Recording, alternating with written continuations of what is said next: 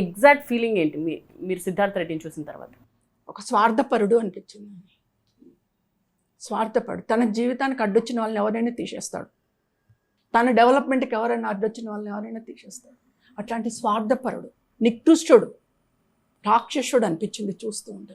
నాకేం దయ కలగలే.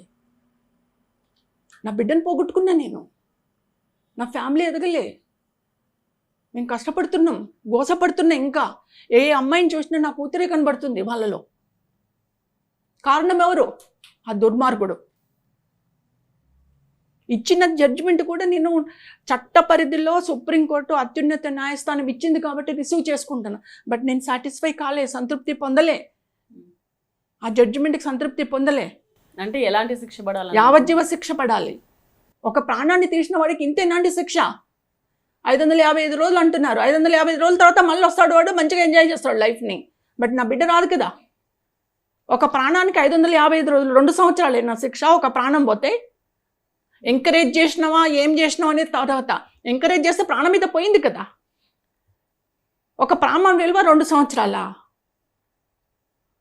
ఎక్కడుందండి ధర్మము? ఎక్కడుందండి న్యాయము? ఇన్ని సంవత్సరాల్లో అతను ఎప్పుడు పశ్చాత్తాప పడుండడు అని అనుకుంటున్నారా? బాధపడుండడు అని? పశ్చాత్తాపడితే పెళ్లి చేసుకొని మంచిగా 2 పిల్లల్ని పెట్టుకొని ఈ ఏమంటారు ఫైనాన్షియల్ డిస్ట్రిక్ట్లో రెస్టారెంట్లు పెట్టుకొని అమెరికాలో సెటిల్ అయిపోయి అమెరికాలో ఎంజాయ్ చేస్తూ చైనాలు తిరుగుతూ ఎందుకు తిరుగుతాడండి? పశ్చాత్తాపడినాడు అంత డెవలప్ అయిపోతాడా?